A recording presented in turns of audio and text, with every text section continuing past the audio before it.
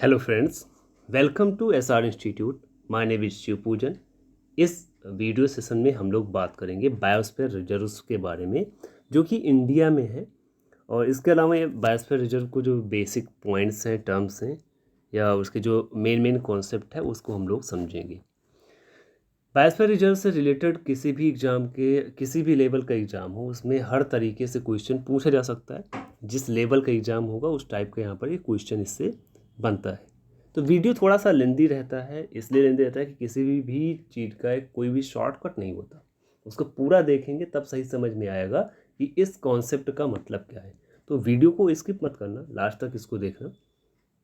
सबसे पहले हम लोग देखेंगे कि बायोस्फीयर रिजर्व्स हैं क्या। तो बायोस्फीयर रिजर्व एक तरह से जो नेचुरल और कल्चरल लैंडस्केप है, जो कि कोई भी मतलब चाहे टेरेस्ट्रियल एरिया का हो, कोस्टल या मैरीन इकोसिस्टम का हो, उसका एक तरह से ये रिप्रेजेंटेटिव होता है। और बायोस्फीयर रिजर्व्स जो है वो ये इकोनॉमिक और सोशल डेवलपमेंट को बैलेंस करते हैं।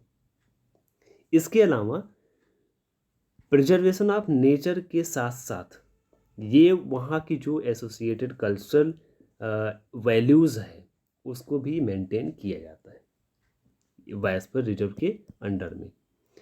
बायोस्फीयर रिजर्व एक तरह से ये एक स्पेशल इन्वायरमेंट है, किसके लिए? दोनों के लिए, मतलब मैन के लिए और नेचर दोनों के लिए एक तरह से स्पेशल इन्वायरमेंट है। जो कॉन्सेप्ट है बायोस्फीयर रिजर्व का, ये लॉन्च किया गया था 1975 में। और ये किसका पार्ट है? ये यूनेस्को का MAB, मतलब man and the biosphere programme.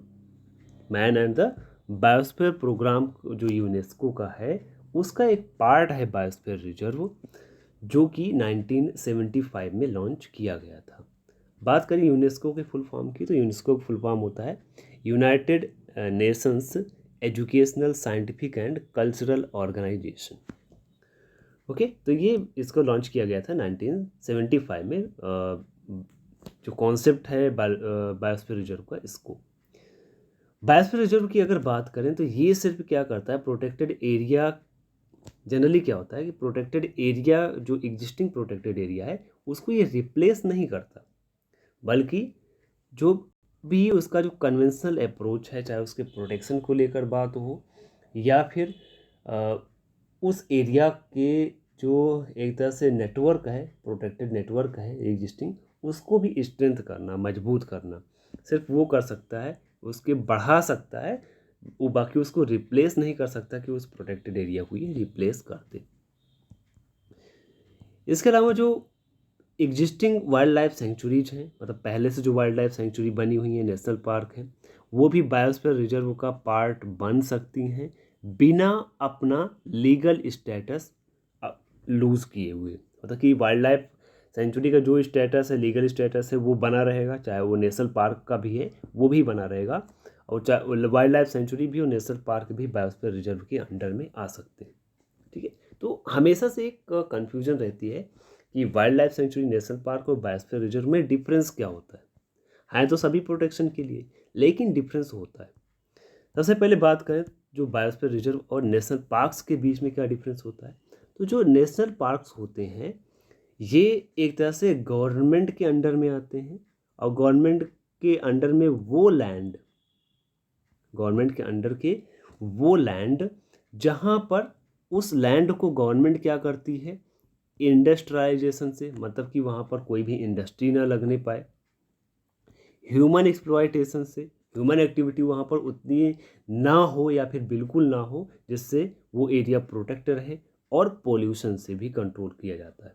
ठीक है, तो नेशनल पार्क एक तरह से गवर्नमेंट ओन्ड लैंड होते हैं, जिसको गवर्नमेंट क्या करती है, इंडस्ट्री से या इंडस्ट्रियलाइजेशन से, ह्यूमन एक्सप्लॉयटेशन से और पोल्यूशन से बचाती है। बल्कि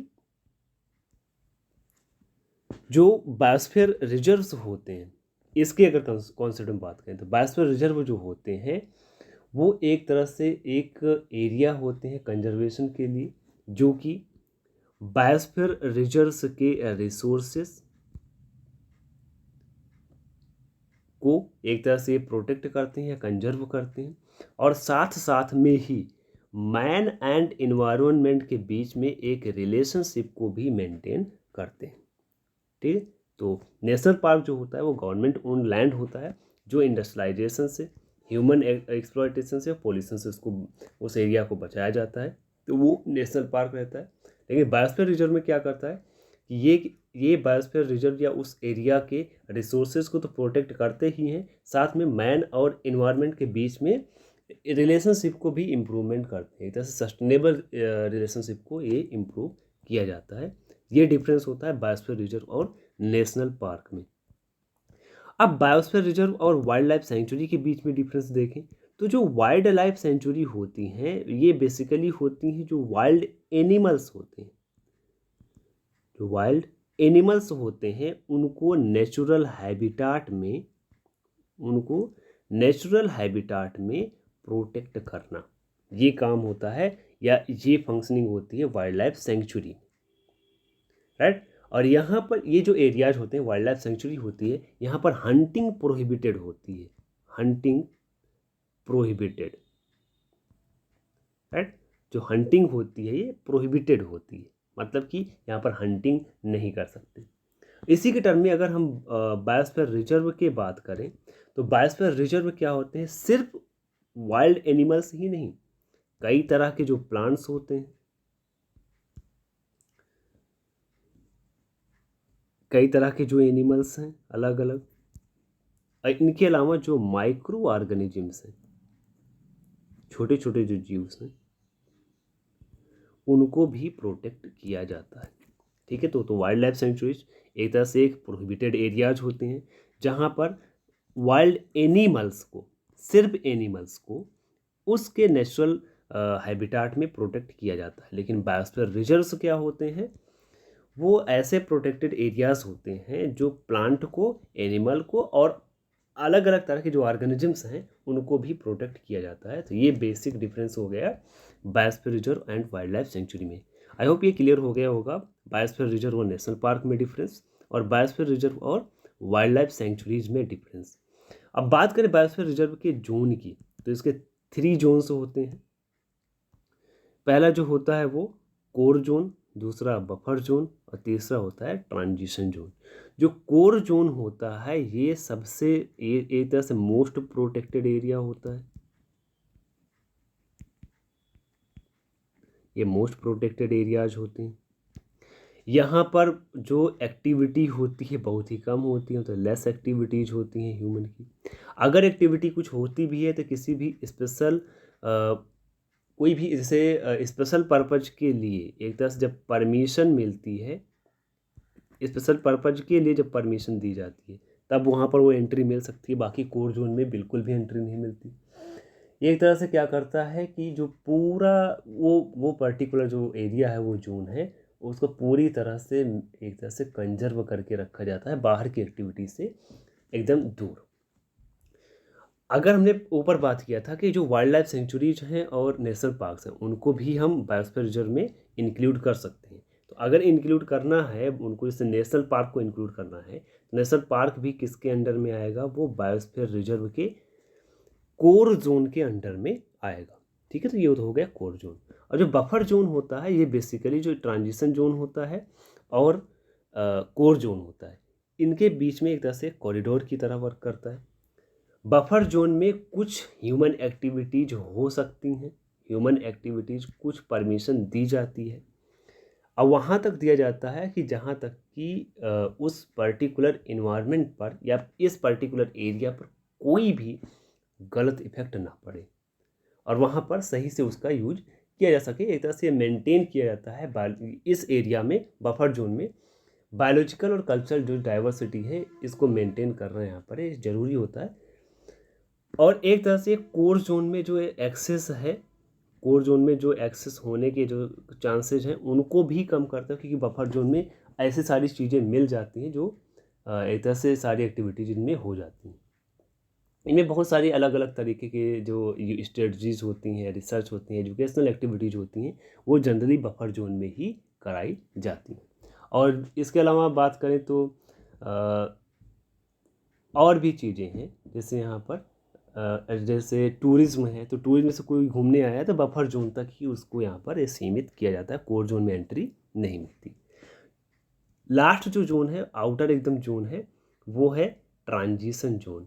अब जो ट्रांजिशन जोन होता है, ये बायोस्फीयर रिजर्व का एक तरह से एक फंडामेंटल पार्ट है जो मैनेजमेंट का, कि सस्टेनेबल जो डेवलपमेंट है नेचुरल रिसोर्सेज का, उसका हो सके यहाँ से। और एक अच्छा एक कॉरपोरेशन एरियाज होते हैं जहाँ पर रिजर्व जो मैनेजमेंट है और local people, reserve management and local people, इनके बीच में अच्छा तालमेल इस एरिया में रहता है। और यहाँ पर रिलैक्सेशन बफर जोन से भी ज़्यादा रिलैक्सेशन ट्रांजिशन जोन में दी जाती है। और यहाँ पर काफ़ी सारी चीज़ों को अलाउ कर दिया जाता है, जैसे ह्यूमन सेटलमेंट्स हो गए यहाँ पर, मतलब कि घर भी इस एरियाज में बनाए जा सकते हैं।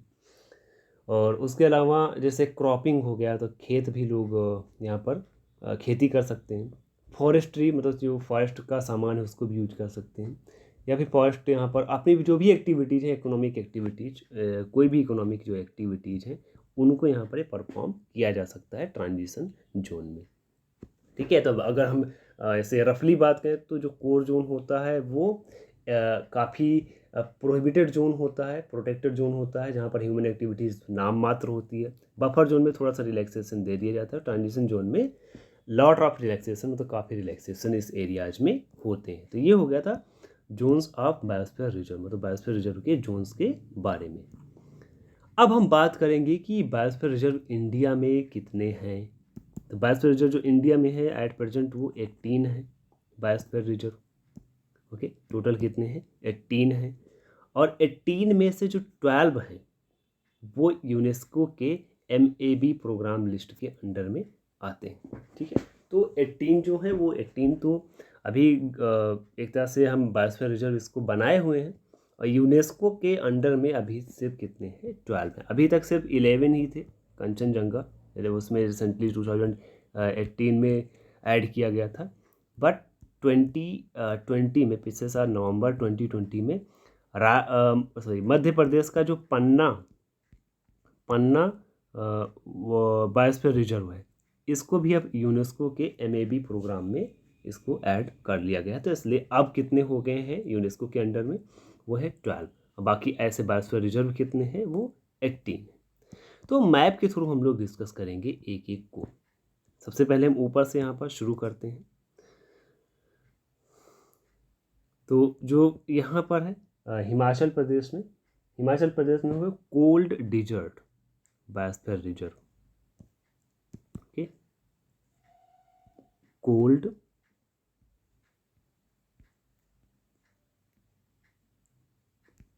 Dessert biosphere reserve. और ये है कहाँ पर कोल्ड डिजर्ट बायोस्फीयर रिजर्व? ये है हमारा हिमाचल प्रदेश में। उत्तराखंड में एक है Nanda Devi biosphere reserve.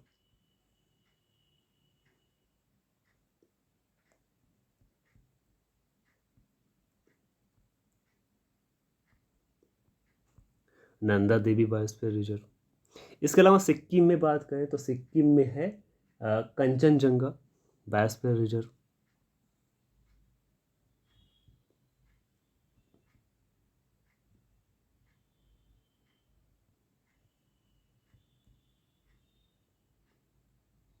Sorry, Kanchenjunga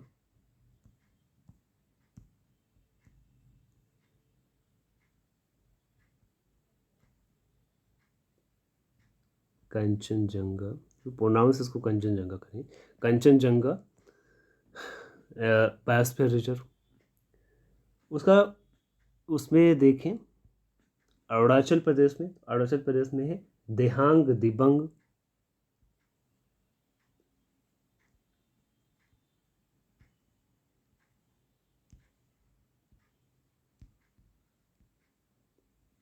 Dihang Dibang.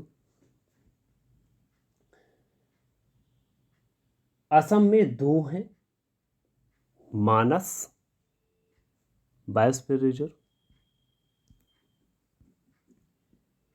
And Dibru Saikhowa. ये है डिब्रू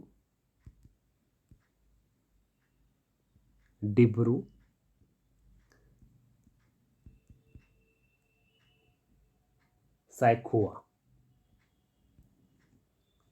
डिब्रू सैखोवा।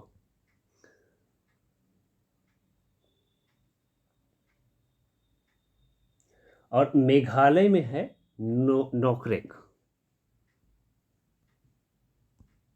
मेघालय में है Nokrek.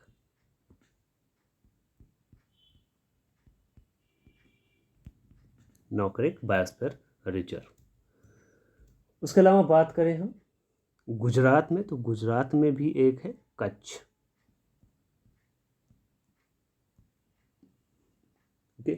Kutch.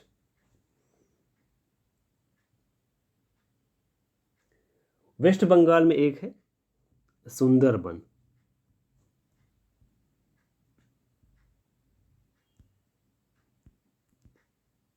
Sundarban biosphere reserve.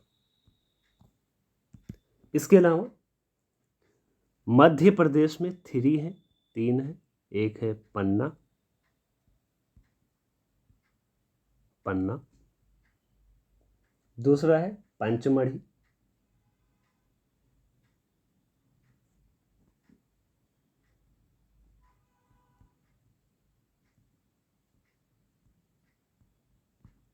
Pachmarhi biosphere reserve. फिर अचंकमर,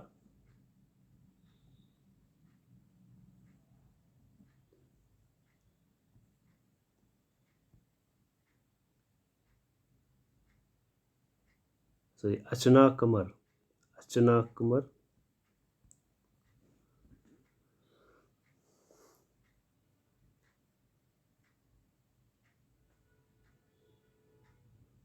उड़ीसा में है सिंपलीपाल बायोस्फीयर रिजर्व,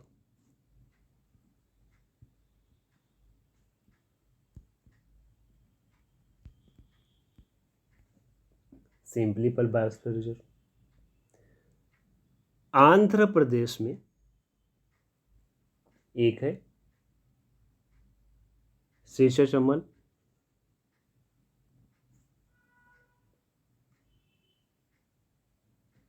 शेषाचमल।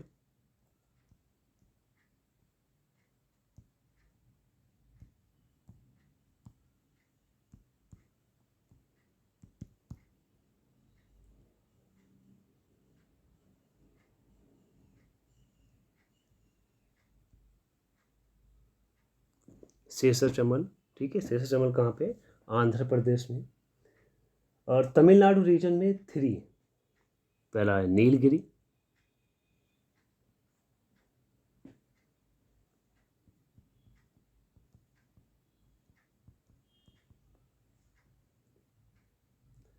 दूसरा है gulf of Mannar,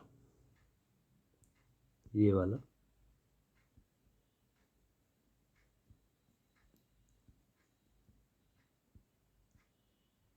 gulf of Mannar. And Agasti मलई,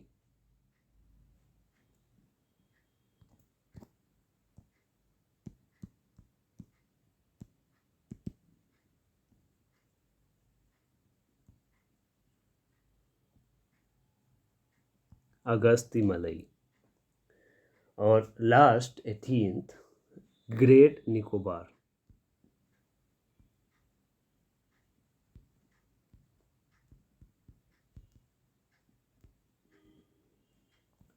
ठीक है, तो टोटल कितने हो गए? 18। टोटल 18 बायोस्फीयर रिजर्व हैं। ऊपर से बात करें cold desert, then Nanda Devi cold desert biosphere reserve Himachal Pradesh में, नंदा देवी बायोस्फीयर रिजर्व उत्तराखंड में, सिक्किम में है कंचनजंगा बायोस्फीयर रिजर्व, अरुणाचल प्रदेश में एक है दिहांग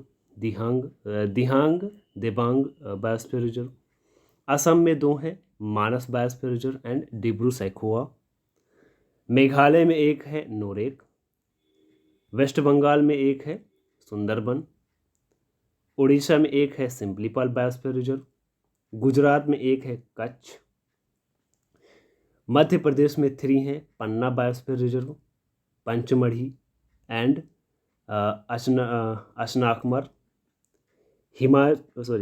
आंध्र प्रदेश में एक है शीशाचमल, तमिलनाडु में 3 हैं, Nilgiri, gulf of Mannar, Agasthyamalai, and एक है अंडमान एंड निकोबार आइलैंड में ग्रेट निकोबार। अब इनमें से ध्यान रखना कि जो Kutch biosphere reserve, Kutch biosphere reserve ये सबसे लार्जेस्ट बायोस्फीयर रिजर्व है, कच्छ बायोस्फीयर रिजर्व। और अगर बात करें कि रिसेंटली कौन सा ऐड हुआ है, तो रिसेंटली ऐड हुआ है हमारा पन्ना बायोस्फीयर रिजर्व 2020 में, और उससे पहले कौन ऐड हुआ था, ये कंचनजंगा। ठीक है, वो कौन सा ऐड हुआ था, कंचनजंगा। सॉरी, पन्ना बायोस्फीयर रिजर्व जो है यूनेस्को के अंडर में रिसेंटली ये ऐड हुआ है। अगर बात करें हम सबसे पहले कौन सा ऐड हुआ था, ठीक है, सबसे पहले बात करें कौन सा ऐड हुआ था, तो फर्स्ट ऑफ ऑल ये था नीलगिरी बायोस्फीयर रिजर्व। तो नीलगिरी बायोस्फीयर रिजर्व फर्स्ट है बायोस्फीयर रिजर्व इंडिया का, कच्छ सबसे लार्जेस्ट है, पन्ना रिसेंटली यूनेस्को का एमएबी लिस्ट है उसमें रिसेंटली ऐड हुआ है। उसके पन्ना के अलावा अगर हम बात करें तो 11 और कौन कौन से हैं जो ऐड हुए हैं इसमें, इसके अंडर में, तो उनमें सुंदरबन,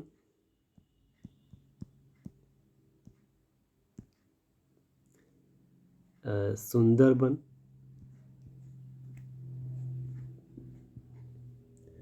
सिंपलीपाल उड़ीसा का, Similipal biosphere reserve, Pachmarhi biosphere reserve,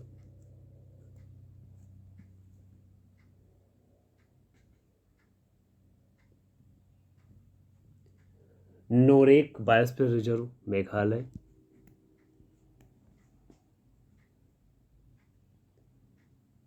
ठीक है, नीलगिरी बायोस्फीयर रिजर्व, ठीक है, नीलगिरी फर्स्ट भी है और यूनेस्को के अंडर में भी, यूनेस्को की जो एमएबी लिस्ट है उसमें भी है। Nanda Devi biosphere reserve,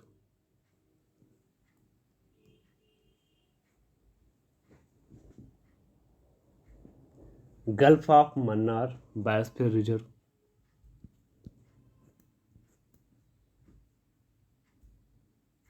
great Nicobar biosphere reserve, ठीक है, ग्रेट निकोबार बायोस्फीयर रिजर्व,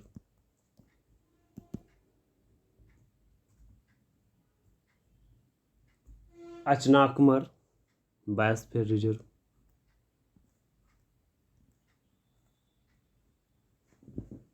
तो मध्य प्रदेश की जो तीनों बायोस्फीयर रिजर्व हैं वो तीनों यूनेस्को के एमएबी लिस्ट में हैं। ठीक है, इस चीज़ का ध्यान रखना।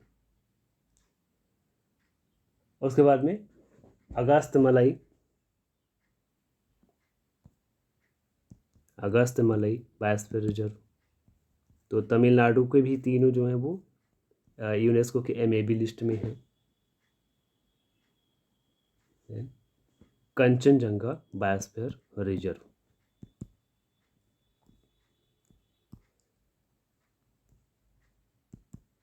Kanchenjunga biosphere reserve. तो इसको अच्छे से यहाँ पर ध्यान रखना हमेशा कि टोटल कितने बायोस्फीयर रिजर्व हैं। अब एक तरह से हम शॉर्ट में एक ब्रीफली इसके बारे में देख लेते हैं, बात कर लेते हैं। तो टोटल कितने हैं बायोस्फीयर रिजर्व, वो हैं 18। यूनेस्को के एमएबी लिस्ट में कितने हैं, वो हैं 12, और रिसेंटली कौन सा ऐड हुआ है, मध्य प्रदेश का पन्ना। जो फर्स्ट बायोस्फीयर रिजर्व था ऐड हुआ था वो है नीलगिरी,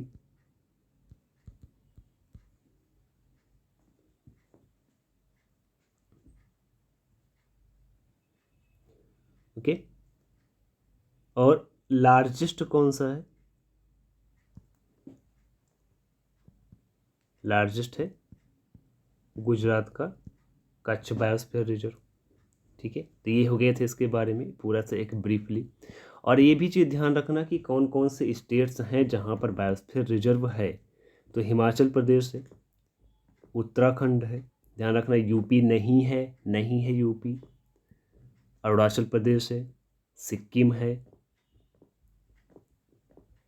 ओके, एक बार यहाँ पर एक चाहे लिस्ट एक बना लेना कि कितने हैं जो स्टेट्स जहाँ पर बायोस्फीयर रिजर्व्स हैं।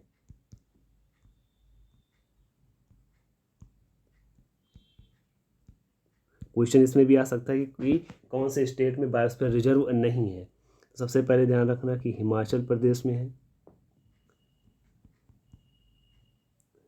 उत्तराखंड में है, सिक्किम में है,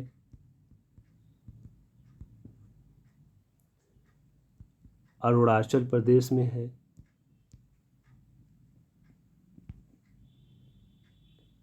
असम में है,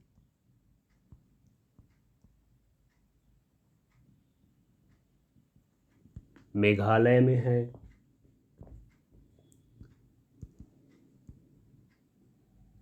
और वेस्ट बंगाल में है, मध्य प्रदेश में है,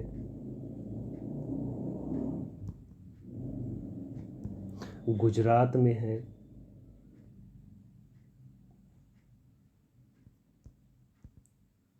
उड़ीसा में है, आंध्र प्रदेश में है एंड तमिलनाडु में है। इसके अलावा एक यूनियन टेरिटरी भी है। यूनियन टेरिटरी कौन सी है? Andaman and Nicobar island. ठीक है, तो टोटल 1 2 3 4 5 6 7 8 9 10 11 12, तो 12 स्टेट्स में अभी तक है और एक यूनियन टेरिटरी में। ठीक है, तो इस पर भी ध्यान रखना, क्वेश्चन इसमें डीपली इस तरह से भी बन सकते हैं। तो ये था हमारी वीडियो का and. I hope video informative रहा होगा। वीडियो लास्ट तक देखने के लिए आप सभी का बहुत बहुत धन्यवाद। वीडियो को लास्ट तक देखने से पूरी जो इन्फॉर्मेशन है या एक ब्रीफ इंट्रोडक्शन है पूरी तरह से हम फाइनली भी इसको एक्सप्लेन कर देते हैं, तो पूरा जो एक्सट्रैक्शन है वो यहीं पर मिल जाता है। तो किसी भी चीज़ का शॉर्टकट नहीं होता, हमेशा ध्यान रखना लास्ट तक उसको देखना, पूरा डिटेल में देखना, वो कंप्लीट नॉलेज प्रोवाइड कराता है। तो वीडियो अगर अच्छी लगी हो तो इसको लाइक कर देना, फ्रेंड्स के साथ शेयर कर देना, और इसी तरह के वीडियो की अपडेट्स पाने के लिए हमारे चैनल को सब्सक्राइब कर लें।